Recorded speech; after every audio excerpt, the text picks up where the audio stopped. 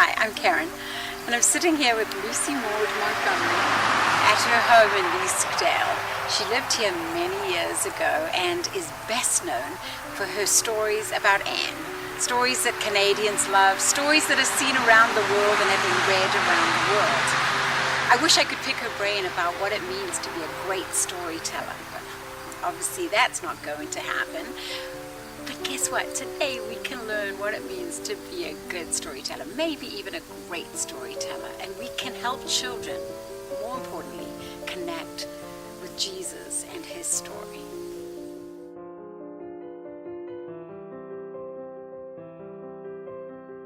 Stories, they are so powerful. Do you have a story in mind? One that Jesus told, or one that has been shared with you, that has changed your life or made an impact on you in some way? So, I said stories are powerful. Why are they so powerful? Well, listen to this. Matthew chapter 13, verse 34. Jesus always used stories and illustrations when speaking to the crowds. In fact, he never spoke to them without using parables. Interesting. So, 4 things.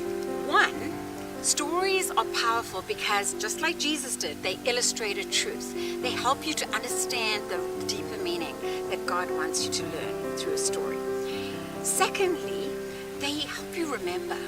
It stimulates the memory. So you see a lamp, or you see a farmer's field, or you see bread, or a clay pot. Whatever you see, it reminds you of the story you heard, and then that leads you back to the truth that you learned from that. Thirdly, it's a wonderful way of making connections. There are connections that you have with the story that get to you, and you go, I get that. I understand what he was saying. You might have lost something, a lost coin, money, you've lost something, and you go, oh, I remember so clearly the story of the prodigal. And then fourthly, they leave you wanting more. Sometimes he would tell a story and the disciples would say, well, I don't know what that meant. Tell me more. And that's why they're powerful, because they draw you in. So we talked about why stories are so powerful, and obviously we say God's story, the one that is the most powerful from the best storyteller of all. And Jesus' stories are a great way. Get into the Word and find the stories that he told. And stories actually from the Old Testament as well, where there are glimpses of Jesus through his wonderful story. So those are great stories. Obviously from the Bible, we're going to go with number 1. Number 2, wonderful children's books. There are some great authors out there. Obviously Max Lucado, you would know. His stories are fantastic. This one, The Parable of the Lily, is a great story. My husband's book. These are great stories, but you know what? There's other books that are not by Christian authors that help you pull out truths. There are some that are in the secular section of the library, but you will be able to find truths that God has put in those books to share those with children. And then the third one, which I love, is personal stories, a story that has happened in my life or to people I love. And those are the ones that bring us close as a family, as a church family, and reach out to people who maybe don't understand Jesus but would love to hear more of your story. Actually, speaking of which, I'm going to go get my grandchildren and they're going to listen to a personal story now. Hey, okay, wait. Hey, oh, it's right here. Okay, here we go. Okay. There we go. Nice. So I have a story. I have a story for you that involves your mom. Oh. Yes. Nice. So this happened years ago in South Africa when she was younger than you. She was, I think, about 4 years old. And Grampy and I, we went walking with her. And as we were walking, she was skipping along ahead of us, right? She didn't want to stay with us. And as we approached an area where there were rocks coming down on either side, we had to kind of scooch through the rocks to get to the field on the other side. And as we did that, she was way ahead of us, and Grampy and I suddenly, in horror, saw something that made us freeze. It was a snake. It was creeping down through the rocks towards the path where your mum was walking. We didn't know if it was poisonous or if it was semi-poisonous, deadly poisonous, or harmless, because in South Africa there are so many dangerous snakes. But it didn't matter. We both looked at each other and said, Christy, stop. Now, I don't know about you, but 4-year-olds usually don't stop when you tell them. Usually they're like, oh, I just want to, or let me just finish this, or they just ignore you. But not your mom. She stopped. The snake came down in front of her feet, crossed the path, off into the field. And it was a semi-poisonous snake. We learned a lesson there about obeying right away without delay. She did it. She obeyed. It was a wonderful truth to learn, and your mom came through with flying colors. Oh, that's really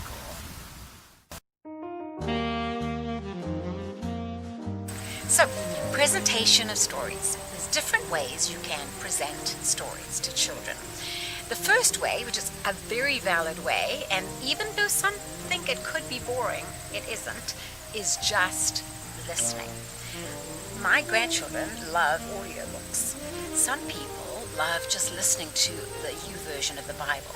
That's just what they do. They listen to it and they picture it themselves. This is a great way for children to be able to use their own imagination of putting it in setting, their own experiences to see how they would fit into the story. So just to listen to a story, especially if it's from a great author, is really helpful. Some good authors, for example, the C.S. Lewis books, just read those. They're so descriptive.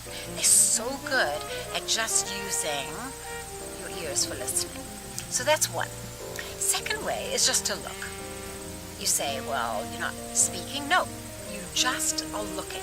And max7.org, they have some great stories from the Bible that have no narration. It's just the pictures. Also, there's this beautiful book which is called The Big Bible Challenge, and in this book are stories, but there are also the pictures like this. Again, it might bring back to memory what we've said before of stories they remember, and they will just be looking at the pictures and remembering the story. So this is a story where they're just looking. So that's the second way of presenting. Okay, so third way is going to be looking and listening. And then you can use any of these books. You're going to be using, let me take this one for example. Okay, this one's on heaven.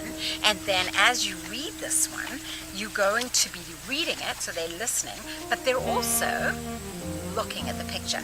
This book's about heaven, God's home where some go.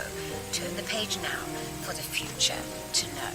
So they're listening and they're looking at the same time. So looking and listening are helpful. And again, you can see videos from Max 7 that do that as well. Also, Bible Images, Free Bible Images is a great website where you can tell stories and show the pictures. They have photo versions and clip art type pictures. So use whatever illustrations you have in mind. Draw them yourself if you can. But looking and listening is a great way. And this is the one that everybody wants to get to. It's the looking, the listening, and the do, some form of action. It's going to involve your senses. So for example, you may be talking about the builder, and then you say, okay, let's all be builders, building the house on the sand or on the rock, right? They're going to include the children in the picture or in the story. They're going to be the illustrations themselves, be the sheep. Tell the story of David and Goliath and act it out. Let them be part of the story. Or, I love this one too. It's not just acting it out, it's actually using your senses as well. So you tell the story of the woman who came to Jesus and she was weeping and then she poured perfume. You know what? If you take perfume and you spray it, the children can smell it. They're like, oh, I can remember that smell. That's as if I'm right there in the room with Jesus when he did that. So that's great. And now, a shout out to my sister. She's known as the Hat Lady, and she tells the most wonderful stories, Bible stories, where she becomes the character. So she told me, she says, I needed to see Jesus. I was desperate to see him. She's the woman, right? I needed to see him. But as I pressed through the crowd, hey, stop bothering Jesus?" said one of the disciples to me. "Get out of the way. He's busy. He can't see you right now." And he pushed me aside. So my sister does that in a wonderful way. You tell the story and you become the character. It just takes a few hats and you can be the character in the story. So not only that, what have we said? We've said we just listen. We just look. We look and we listen. We look, we listen, we do. And we use all of these things. Whatever you have, acting, drama, smells, sights, bread, if you're talking about bread. Bring in as many props as you can and use the children themselves to tell the story. Okay, it's your turn. Think of a Bible story, any story really, that you could act out with a group of children. What's it going to be?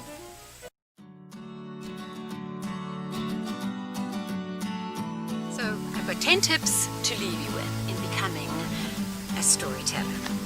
1, setting. Set the scene. Make sure that you do it with description and details, but not too much that it becomes boring.